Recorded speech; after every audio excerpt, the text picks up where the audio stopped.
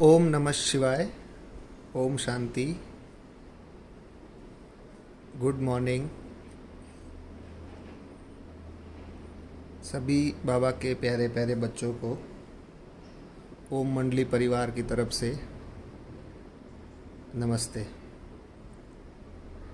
ये वीडियो इसलिए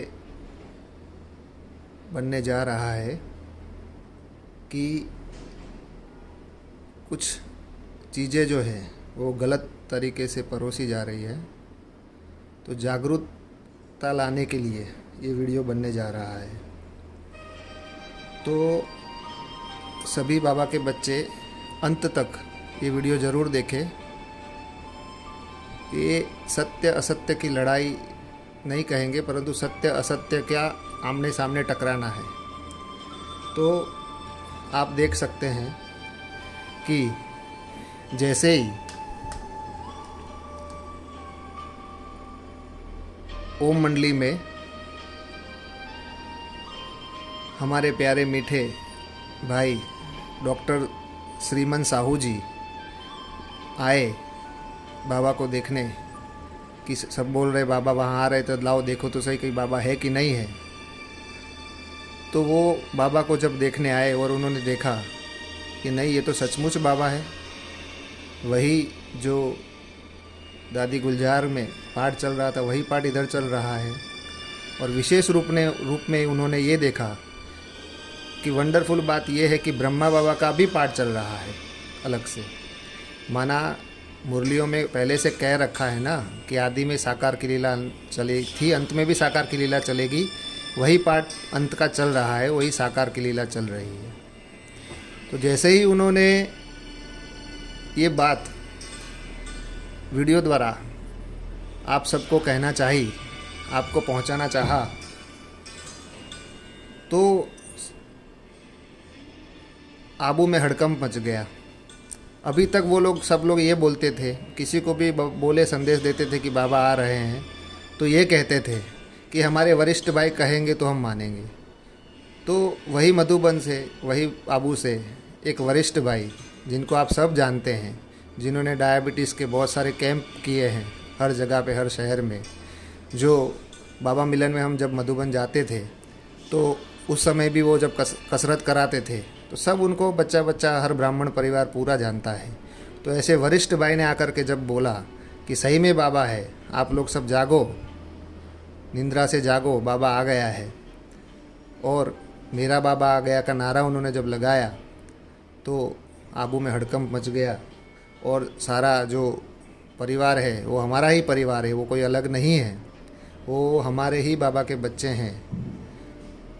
और वही हमारे बाबा के बच्चे, हमारे ही भाई अभी कैसा देखो, कैसा झूठ पे झूठ फैला रहे और कैसे मतलब बौखला गए। उनकी बौखलाहट आपको साफ नज़र आएगी इस वीडियो में। आप देखिए, जिस भाई ने ये वीडियो डाला है वो भाई बहुत अच्छी सेवा करते हैं।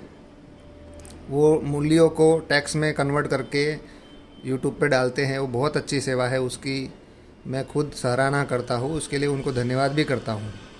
परंतु ये वीडियो डाल के उन्होंने ये साबित किया कि सेवा के साथ आप कुछ और भी कर रहे हो।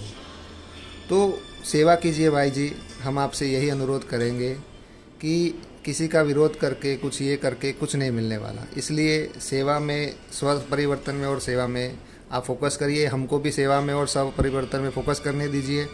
आप अपना कार्य करो, अपना पार्ट बजाओ, हमको हमारा पार्ट बजाने दो। चारों तरफ से जो भी प्रेशर दबाव आप ला रहे हैं वो सही नहीं है।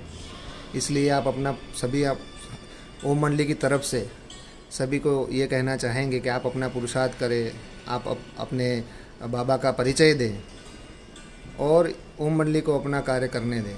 उसमें भगवान के कार्य में अड़ंगा न अड़ाए। तो आप देखिए, ये इस वीडियो को मैं आपको दिखा रहा हूँ कि उनमें देखो, उसमें उन्होंने क्या पिरोसा है, आप खुद ही देखो।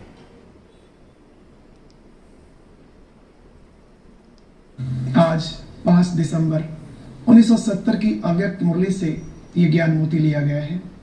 आज बाबा, आइए सुनते हैं बाबा ने क्या समझाया। इस नाजुक समय में हमें अपनी बहुत संभाल करने व माया के सभी रूपों से सावधान रहने की आवश्यकता है। बाप दादा ने एक अव्यक्त मुरली में कहा था कि लास्ट समय में माया बाप का रूप धारण करके भी आ सकती है, और उस समय कुछ बच्चे पहचान शक्ति न होने के कारण माया को ही भगवान समझ लेंगे। इसलिए माया के इस रूप को अच्छी तरह से पहचान कर किसी की इन बातों में न आ जाना कि फलानी जगह बाबा आने लगे हैं। अगर मन में ये संकल्प भी आया कि एक बार जाकर तो देखें आखिर क्या है, ये विचार आना भी संशय बुद्धि होना है। और कहावत तो आप जानते ही हैं, संशय बुद्धि विनश्यन्ति। तो हमारे प्यारे सभी भाइयों ने देखा कि उन्होंने मुरली का बोला कि अव्यक्तवाणी में बोला है। जो तारीख वो बता रहे हैं उस तारीख में वो कोई अव्यक्तवाणी का पॉइंट है ही नहीं। वो अपने मनगढ़ंत मनमत से महावाक्य को बोल रहे हैं कि एक अव्यक्तवाणी में बोला है, और वो अव्यक्तवाणी जब उस तारीख में ढूंढी तो उस तारीख में कुछ भी ऐसा नहीं है। तो ऐसा ये सब करके क्या मिलने वाला है?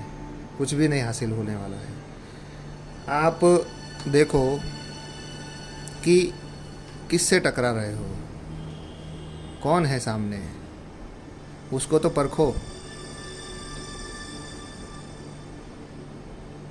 पता था, महाभारत में भी दिखाया है कि सामने भगवान है। भले टीम छोटी थी पर साथ में भगवान थे।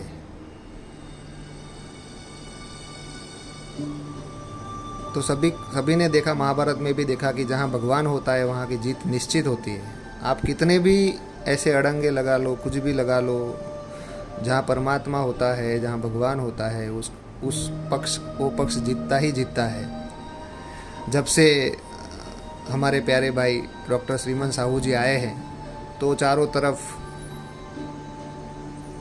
सामने से लिखा जा रहा है वो आस्तीन का सांप है, वो ये है। जब वो इतने बड़े बड़े कैंप करके आपकी सेवा कर रहे थे तो वो श्रीमन साहू जी उस समय अच्छे थे।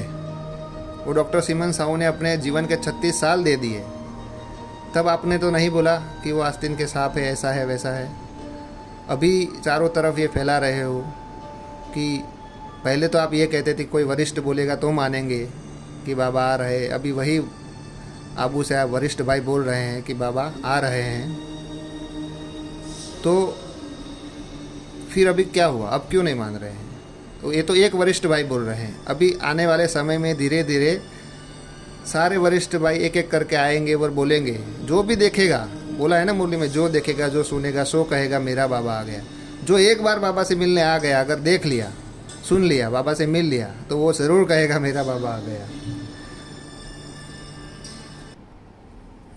तो बाबा के बच्चे जो भी सुन रहे हैं, देखे और भी देखे, आपको दिखा रहा हूँ कि वो क्या बोल रहे हैं। आप देखो उनको। तो याद रखना, हमारा बाबा मधुबन का बाबा है, वह कहीं और आ ही नहीं सकता, क्योंकि मधुबन प्यारे बाबा की, दादियों की और सभी यज्ञ वत्सों की कर्म भूमि है। तो बाबा और मधुबन में कभी संशय ना आए। ऐसा ना हो पल भर में ही वर्षों की हुई कमाई ना। हमारा बाबा मधुबन का बाबा है, वह कहीं और आ ही नहीं सकता, क्योंकि मधुबन प्यारे बाबा की, दादियों की और सभी यज्ञ हमारा बाबा मधुबन का बाबा है, वह कहीं और आ ही नहीं सकता, क्योंकि तो सभी ने सुना कि भाई जी बोल रहे हैं कि हमारा बाबा मधुबन में ही आएगा। मधुबन, हमारा बाबा मधुबन छोड़ के जा नहीं सकता, मधुबन में ही आएगा। तो एक बात बता दूं आपको कि जब देवकी मैया में फर्स्ट टाइम बाबा आए थे तो देवकी मैया कहाँ पे थी? जब बाबा का पाठ शुरू हुआ था देवकी मैया के अंदर, तब वो मधुबन में ही थी। तो बाबा मधुबन में ही आया था। उन्होंने एक साधारण रूप देख कर के, एक साधारण सेंटर की एक छोटी सी कन्या में बाबा कैसे आ सकता है, उनको निश्चय नहीं हुआ, तो उन्होंने उनको निष्कासित कर दिया। तो वो जो कह रहे हैं कि बाबा मधुबन में ही आएगा, तो सच बोल रहे हो आप कि बाबा मधुबन में ही आएगा। मधुबन में ही आया था, आपने ही उनको निष्कासित किया, निकाल दिया वहाँ से। और कह रहे हैं कि हट्टी एक ही है। सही बात है, हट्टी एक ही है और बाबा मधुबन में ही आता है। तो बाबा तो सबसे पहले कराची में आए थे, तो क्या कराची को मधुबन नहीं कहेंगे? फिर बाबा पांडव भवन में ऊपर आए तो उसको मधुबन कहते थे, पांडव भवन को मधुबन कहते थे। उसके बाद शांतिवन नीचे बाद में बना। जब नीचे शांतिवन बना तो वहाँ पे भी बाबा आए। तो बाबा क्या बोल रहे थे कि मधुबन में ही बाबा आते, मतलब ऊपर कराची में ही आने चाहिए थे। फिर माउंट आबू आने के बाद क्यों आए? फिर उसके बाद पांडव भवन में आए बाबा। उसके बाद जब बाबा ने शरीर छोड़ा उसके बाद शांतिवन में भी बाबा का पाठ चला, तो वो भी मधुबन कहा गया। जब बाबा भारत आए थे तो उस समय बाबा मुंबई में भी आते थे। बॉम्बे में जब बाबा गए थे तब बॉम्बे में भी बाबा आते थे। जब ब्रह्मा बाबा साकार में थे, बाबा दिल्ली गए थे, दिल्ली में भी बाबा आए थे। तो ये पर्टिकुलर स्थान को मधुबन कह देना, ये कितना सही है? बाबा ने मधुबन किसको कहा है? आप वाणियाँ सुनो, वाणियाँ पढ़ो, उसमें क्या बोला है बाबा ने। मधुबन माना क्या? जहाँ बाप और बच्चों का मिलन होता है उसको मधुबन कहा जाता है। तो बाप और बच्चों का मिलन तो कराची में हुआ, तो उसको भी मधुबन कहेंगे। बाप और बच्चों का मिलन तो पांडव भवन में भी हुआ, तो पांडव भवन को भी मधुबन कहेंगे। बाप और बच्चों का मिलन शांतिवन में भी हुआ, तो शांतिवन को भी मधुबन कहेंगे।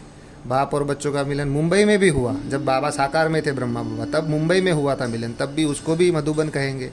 तो बाबा कहाँ आते हैं? मधुबन में आते हैं। तो मधुबन, पूरा भारत ही मधुबन है, पूरा भारत ही मधुबन है। क्योंकि भगवान कहाँ आता है? भारत में आता है। बाबा ने क्या बोला? भगवान भारत में आता है। हम सब बोलते हैं भगवान भारत में आता है, तो पूरा भारत मधुबन बनने वाला है। बाबा पूरे भारत को मधुबन बनाएगा, क्योंकि भारत में भगवान आता है। तो किसी स्थान को मधुबन कह देना, ये कितना सही है। और भगवान किसी का बंधा हुआ नहीं है कि भगवान एक ही जगह आएगा। आपने शायद सुना होगा, एक अव्यक्त वाणी में बाबा ने क्लियर बोला था, प्रत्यक्षता कब होगी? प्रत्यक्षता तब होगी जब लोग ये कहेंगे कि सिर्फ ब्रह्मा कुमारियों का बाप नहीं, परंतु मेरा बाबा आ गया। जब ये सबके मुख से निकलेगा तभी प्रत्यक्षता होगी। ये अव्यक्तवाणी का पॉइंट है। अव्यक्तवाणी में क्लियर बाबा ने बोला है, सिर्फ ब्रह्मा कुमारियों का बाप नहीं, परंतु मेरा बाबा आ गया। जब ये सबके मुख से निकलेगा तब प्रत्यक्षता होगी। वो प्रत्यक्षता अभी रही हुई है, उस पर कार्य करो। ये अव्यक्तवाणी में बाबा ने बोला है। तो बाबा किसी एक का नहीं, ये नहीं कह सकते कि हमारा बाबा तो मधुबन में ही आएगा, हमारे मधुबन में ही आएगा। मधुबन पहले समझो, मधुबन का बेहद का अर्थ है। मधुबन माना, मधु माना शहद, बन माना बगीचा, शहद का बगीचा माना जहाँ मीठे मीठे बाबा के मीठे मीठे बच्चे और मीठा बाबा मिलते हैं, उसको मधुबन कहा जाता है। तो अभी बाप दादा रायपुर छत्तीसगढ़ में आ रहे हैं, तो रायपुर छत्तीसगढ़ भी मधुबन बन गया है। बाबा ने क्या बोला? सारा संसार दिल्ली बनेगा, सारा संसार मधुबन बनेगा। तो पूरा भारत जो है वो पूरा संसार बनेगा, पूरा भारत ही होगा, तो भारत पूरा मधुबन बनेगा। ये भारत भूमि जो है वो भगवान के आने की भूमि है। इसलिए ऐसा भगवान एक स्थान से बंधा हुआ नहीं है कि एक ही स्थान पे आएगा। तो अभी तक तो ये कह रहे थे कि कोई वरिष्ठ भाई कहेंगे तो मानेंगे। तो देखो, ये अभी हमारे प्यारे बाबा के बच्चे जिन्होंने 36 साल तपस्या की, इतनी सेवाएं दी बाबा को, उन्होंने कभी पीछे मुड़ के लौकिक घर की तरफ भी नहीं देखा। इतना समर्पण बुद्धि रहे, ऐसी महान आत्मा अगर कह रही है, फिर भी आप उनके ऊपर भी अभी जब जैसे सबसे पहले क्या हुआ, देवकी मैया के अंदर बाबा आए, तो फिर आप क्या किया? उनको निष्कासित कर दिया, निश्चय नहीं हुआ। आए बाबा मधुबन में ही, आप बाबा को इल्ज़ाम नहीं लगा सकते कि बाबा आप मधुबन छोड़ के कैसे जा सकते हो। बाबा को उलाना नहीं दे सकते, क्योंकि बाबा मधुबन में ही आया था पहले, उन्होंने ही निष्कासित किया। फिर भाई द्वारका भाई ने देखा, उन्होंने 25 साल ज्ञान सरोवर में सरेंडर होकर सेवा की है। 25 साल अपने जीवन के दे देना कोई कम नहीं होता है। तो जिन्होंने 25 साल बाबा को दे दिए, ज्ञान सरोवर में इतनी सेवाएं की, पूरा ब्राह्मण परिवार द्वारिका भाई को जानता है, वो 25 साल से बाबा के ज्ञान में चलने वाले, जब उन्होंने बाबा से मिला तो उनको निश्चय हुआ, तो वो भी बोलने लगे हाँ सही में बाबा है, तो उनको निष्कासित कर दिया। फिर हमारे श्याम भाई, वो 8 साल सरेंडर थे, वो भी माउंट आबू मधुबन में सरेंडर थे। जब उन्होंने देखा कि वो मिले कि बाबा लाओ मैं देखता हूँ बाबा है कि नहीं, तो उन्होंने देखा बाबा से मिले तो वो भी सरेंडर हो गए कि बाबा ये तो बाबा ही है। उन्होंने भी मधुबन में आके सबको बोल दिया कि सही में बाबा आ रहे हैं, मैं तो वहाँ जा रहा हूँ, तो वो उनको भी निष्कासित कर दिया। ऐसे शांतिवन से काफ़ी भाई आए जो पुराने भाई है, 40 साल से ज्ञान में चल रहे हैं। उन्होंने जब आके मिला बाबा से, उनको निश्चय हुआ, जब वो आए तो उनको भी बोल दिया गया कि आप यहाँ पे नहीं आ सकते।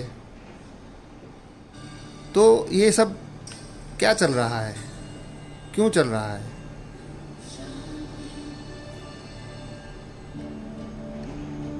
ऐसे बाबा के बच्चे जो हैं, आप देखोगे जब वीडियो बाबा की डलती है यूट्यूब पे, इतने गंदे गंदे कमेंट डालते हैं। क्या ये हम बाबा के बच्चों को शोभा देता है? बाबा ने हमको यही सिखाया। कोई भक्ति मार्ग वाले देखेंगे या कोई दूसरे जो गुरु लोग में संप्रदाय में चलने वाले देखेंगे तो ये क्या सोचेंगे कि इनको इनके शिव बाबा ने यही सिखाया है। तो ऐसा कमेंट करना, ये बाबा ने हमको नहीं सिखाया है कि ऐसी गलत भाषा का प्रयोग करना। बाबा ने हमको प्यार करना सिखाया है, प्यार बांटना सिखाया है, सुख देना सिखाया है। तो बाबा ने क्या बोला था? प्रत्यक्षता चलन से होगी, चाल चलन से होगी। जैसी चलन होगी वैसे प्रत्यक्षता होगी। तो सभी से निवेदन है कि आप को अगर कोई बात हजम नहीं होती है तो आप उसको साक्षी होकर के देखो। आपको बड़े प्यार से, विनम्रता से हम कह रहे हैं कि आप, अगर आपको नहीं समझ में आ रहा है तो आप साक्षी होकर देखो ड्रामा को। परंतु आप ऐसे हर चीज़ का विरोध करना, हर चीज़ में अपोज करना, ये क्या है? क्यों बौखलाहट है इतनी? ये सोच रहे हैं कि अब तो हमारा राजपाट गया। तो ये महाभारत में भी स्पष्ट नजर आता था कि स्पष्ट दिखाया है कि महाभारत में पांडवों को देश निकाला मिलता था, पांडवों को अपने ही घर से निकाल दिया जाता था। तो वही आप टैली कर सकते हो, पूरी महाभारत टैली होती है। यहाँ पे पांडवों को निष्कासित किया जाता है,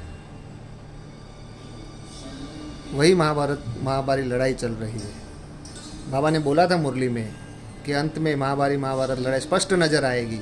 तो वही सीन देखने में आ रहा है कि अपने ही भाइयों को गलत बोला जा रहा है और निकाल दिया जा रहा है। वही जो पांडवों को देश निकाला मिला था वो यहाँ का ही यादगार है। तो अभी गद्दी हिलने की वजह से सभी बौखलाए हुए हैं, तो उनको ये समझ में नहीं आ रहा है कि हम क्या कर रहे हैं, क्या बोल रहे हैं, क्या नहीं। अव्यक्तवाणी का पॉइंट नहीं है, फिर भी बोल दिया कि अव्यक्तवाणी में बोला है ऐसा करके। वो अव्यक्तवाणी की डेट को देखा तो उसमें कुछ ऐसा नहीं है। तो कहने का भाव ये है कि ये कहते हैं कि भाई हमारे बच्चे उधर चले जाएंगे। हमारे बच्चे आपके से बोलते हैं ना, मेरे सेंटर के बच्चे चले जाएंगे या हमारे यहाँ से वहाँ चले जाएंगे। तो आप ये सोच सकते हो कि हम सब कहाँ से आए थे। जैसे हम खुद ही पहले कई सत्संगों में जाते थे, भाई श्री रविशंकर में जाते थे, आसाराम बापू में जाते थे, राधा स्वामी में जाते थे, कहीं ना कहीं जाता होगा, कहीं भक्ति मार्ग में जाता था। तो वहाँ से बच्चे भक्ति मार्ग से और दूसरे गुरुओं से भी बाबा के बच्चे बहुत बने हैं। तो क्या वो लड़ने आते हैं क्या हमसे? क्या कभी वो कोई लड़ने आया? कि राधा स्वामी वाले कभी आए बीके के पास कि आप हमारे बच्चे को ले गए, आप ऐसा नहीं कर सकते? या कोई दूसरे जो भी संत महात्मा हैं, साधु संत हैं, जो भी जिनका भी संगठन चल रहा है, उन संगठनों में भी काफ़ी बच्चे आए, उन संगठनों से भी काफ़ी बाबा के बच्चे बने हैं।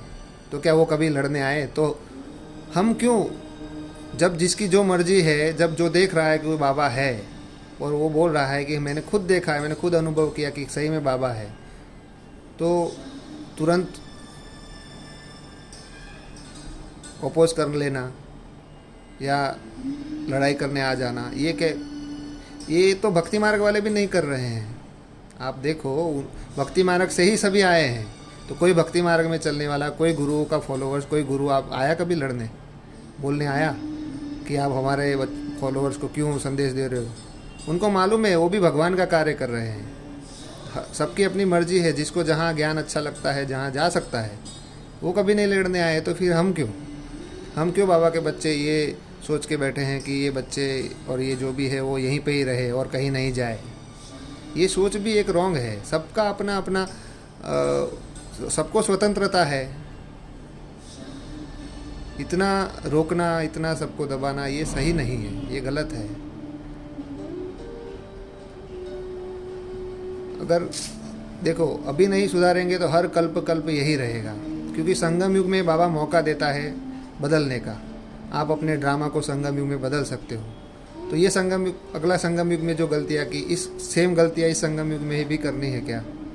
तो इस संगम युग में अपनी गलतियों को हम सुधार सकते हैं। क्यों हम भगवान के कार्य में अड़ंगा लगा रहे हैं? जब आपको ये पता चलेगा कि ये सही में परमात्मा का कार्य था और हमने कितना ये किया, तब आपको कितना पश्चाताप होगा।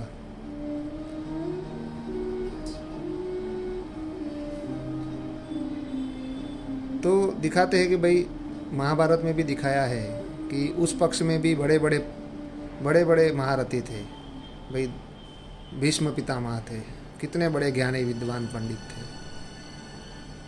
द्रोणाचार्य, कृपाचार्य, महारथी कर्ण, ये सब बड़े बड़े दिखाए थे, जो बड़े बड़े दिग्गज थे। तो ऐसा नहीं है कि वो भी भ्रमित थे, वो भी भगवान से सामने लड़े थे, वो भी नॉलेजेबल थे। तो वो कहाँ की यादगार? सब यहाँ की यादगार है। सब जो भी बाबा ने बोला है कि हर चीज़ आप, हर शास्त्रों का कहानी, हर चीज़ यहाँ पे आप संगम युग से टैली कर सकते हो। सब संगम युग में टैली होता है। तो जब भगवान की प्रत्यक्षता चारों तरफ हो रही है, ओम मंडली क्या कर रही है? सबको ओम ध्वनि का संदेश दे रही है कि ओम ध्वनि करो और अपना कल्याण करो। सबको दे रहे हैं। ऐसा नहीं है कि सिर्फ बीके को संदेश जा रहा है, नहीं। ओम मंडली हर जगह पे संदेश दे रहे हैं कि आप ओम ध्वनि करो, क्योंकि आदि में भी ओम ध्वनि से सबको साक्षात्कार हुए थे। ओम ध्वनि से ही यज्ञ की स्थापना हुई थी। तो जहाँ जब स्थापना होती है तो आदि से अंत होता है, अंत में भी वही ओम ध्वनि। आदि में भी ब्रह्मा बाबा ने ओम ध्वनि से शुरुआत की थी, अंत में भी ओम ध्वनि। तो आदि से अंत एक होता है, जब जुड़ता है तो आदि में भी ओम ध्वनि, अंत में भी ओम ध्वनि। तो ये सनातन धर्म की ओर से एक अच्छा कार्य हो रहा है ओम मंडली के द्वारा, कि सबको ओम ध्वनि करा रहे हैं। सबको ये कह रहे हैं कि आप 5 मिनट 10 मिनट ओम ध्वनि करोगे तो आप स्ट्रेस फ्री हो जाओगे। किसी संस्था की कोई ग्लानि तो नहीं कर रहे हैं कि ये संस्था ऐसी है वैसे, ऐसा तो कोई नहीं बोल रहा है। सिर्फ और सिर्फ यही कह रहे हैं कि ओम ध्वनि करो, उससे परिवर्तन आएगा, उससे आपको अच्छा लगेगा, उससे आप में परिवर्तन आएगा। तो ये भी एक अच्छा कार्य कर रही है ओम मंडली, परमात्मा का संदेश दे रही है। तो क्या बुरा है उसमें? तो बाबा के प्यारे प्यारे बच्चे, मीठे मेरे प्यारे भाइयों, आत्मा भाइयों, मैं आपसे यही निवेदन करना चाहूँगा कि कल्प ऐसा ना हो कि हर संगम युग में आपको ये सेम गलती रिपीट हो जाए आपसे। तो 5 साल से अगर बाबा नहीं आ रहा है और बाबा ने बोला है कि बाबा का पाठ 100 साल संगम युग पूरा चलता है, साथ में लेकर जाता हूँ बाबा, सब बाबा ने क्लियर बोला है। तो अंदर से मन में होना ही चाहिए, सबके मन में, सभी ब्राह्मणों को ये मन में होना चाहिए कि कुछ नहीं, चलो एक बार देखे तो सही बाबा है कि क्या है, कि माया है। सब वो लोग माया बोलते हैं, तो इसका भी महाभारत में दिखाया है कि जब कौरवों की सभा में श्री कृष्ण ने अपना रूप बदला, अपना दूसरा रूप दिखाया, तो सभी बोलने लगे कि ये तो माया है। तो वो कहाँ का यादगार है? वो भी यहाँ का ही यादगार है। परमात्मा को बोलने लगे कि वो माया है, तो वो जो शास्त्रों में लिखा है वो कहाँ का है यादगार? यहीं का ही यादगार है। तो यहाँ पे भी जब बाबा ने रूप बदला, माना एक रथ चला गया बाबा का, कमज़ोर था, जब वो शरीर नहीं रहा तो बाबा ने दूसरा रथ लिया, तो उसको माया कहने लगे कि ये माया है। तो ये सब चीज़ें ऑलरेडी महाभारत में, सारे शास्त्रों में हमारे है, वो यहाँ की यादगार है। तो भगवान को भी माया कहने लगे। तो ये माया हमारे हिसाब से, हमने तो खुद अनुभव किया है कि ये बाबा ही है, माया नहीं है। और दूसरी बात कि एक बार मन में होना चाहिए कि एक बार देखो तो सही क्या है, बाबा है कि नहीं है। एक बार देख के हाँ बाबा है, नहीं है तो कोई बात नहीं, आप अपने रास्ते जहाँ चल रहे वहाँ चलो। मैं तो यही निवेदन करूँगा, दिल से आपको वेलकम करूँगा कि आप एक बार ज़रूर बाबा से मिलें। एक बार ओम मंडली का जहाँ पर भी बाबा का प्रोग्राम, बाबा मिलन का होता है, वहाँ आइए, देखिए कि कहीं सही में बाबा है कि नहीं है। और आप देखेंगे कि तो क्या पाएंगे, वही हमारे श्री डॉक्टर श्रीमन साहू जी, वो भी देखने आए थे और देखा तो सही में बाबा है। गारंटी के साथ कह रहा हूँ कि आप बोल दोगे कि ये मेरा ही बाबा है। तो इसीलिए वो लोग बोल रहे हैं कि एक बार भी मत जाना, क्योंकि देखो कहते हैं ना कि अपनी गद्दी हिलती है तो सब लोग फिर छटपटाते हैं, तो अभी हिल रहा है उनकी गद्दी, इसके लिए ऐसा हो रहा है। तो सभी का वेलकम है ओम मंडली में। आप आइए, बाबा से मिलिए, देखिए बाबा ही है। ये हम सब इतने दिनों से काफ़ी भाई बहन कह रहे हैं, परंतु अब एक वरिष्ठ भाई भी आकर के मधुबन से, उन्होंने आकर के खुद कहा, जिनको आप सब जानते हो, कि बाबा ही है। आपने उनका वीडियो देखा भी होगा, अगर नहीं देखा हो तो आप चैनल पे जाके देख सकते हैं कि हमारे प्यारे डॉक्टर श्रीमन साहू जी ने खुद बोला कि हाँ सही में बाबा ही है, वो मेरा ही बाबा है। हम सब बोल रहे हैं, सारा परिवार, ओम मंडली परिवार बोल रहा है कि बाबा है। आप एक बार देखें, और अगर नहीं भी देखना चाहते तो कोई बात नहीं, आप ओम मंडली को अपना कार्य करने दीजिए, आप अपना पुरुषार्थ करिए, बाबा को याद करिए अपने को आत्मा समझकर।